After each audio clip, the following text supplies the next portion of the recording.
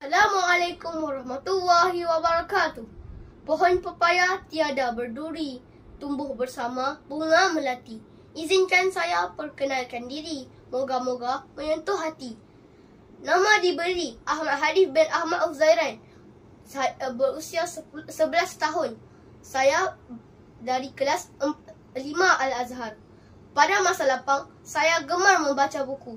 Dalam video kali ini, saya berasa amat teruja untuk berkongsi tentang buku yang pernah saya baca, iaitu Teroka Sains 1, Menerokai Keajaiban Alam Ciptaan Tuhan.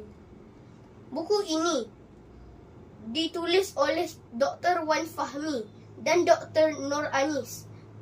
Buku ini diterbitkan oleh Teroka Sains Sendirian Berhad pada Ogos 2020.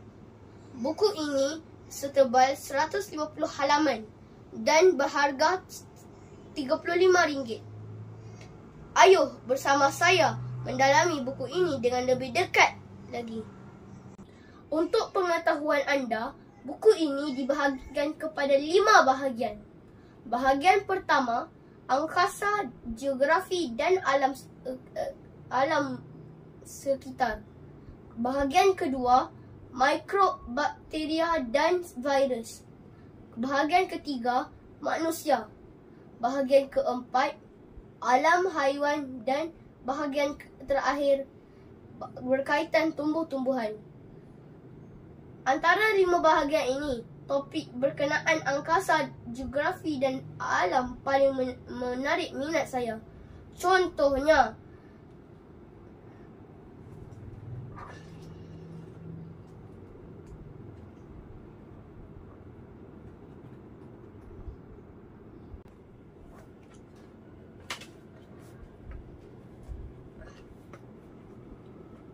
mari kita lihat muka surat 30 ini. Fakta tentang Gurun Sahara. Gurun Sahara adalah gurun ketiga terbesar dan terpanas di dunia. Gurun ini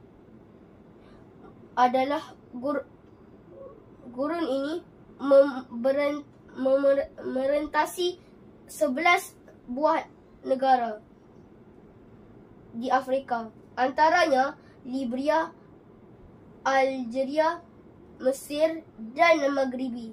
Ini contoh gambarnya. Begitulah contoh fakta menarik alam ciptaan Tuhan yang terdapat dalam buku ini. Saya mendapat banyak ilmu baru dan amat gembira kerana selain dapat ilmu pengetahuan, saya juga dapat meningkatkan rasa penuh kesyukuran atas nikmat yang Allah kurniakan selama ini. Segala ciptaan Allah ada manfaatnya. Kita sebagai umatnya perlu menjaga alam dan anugerah ini sebaiknya. Dari segi penggunaan bahasa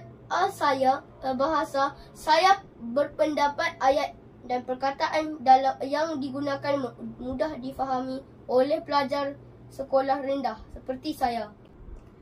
Saiz buku yang kompak ini juga mudah dibawa ke mana-mana sahaja.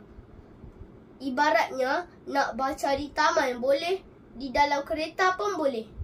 Mudah juga bercerita kepada rakan intipatinya.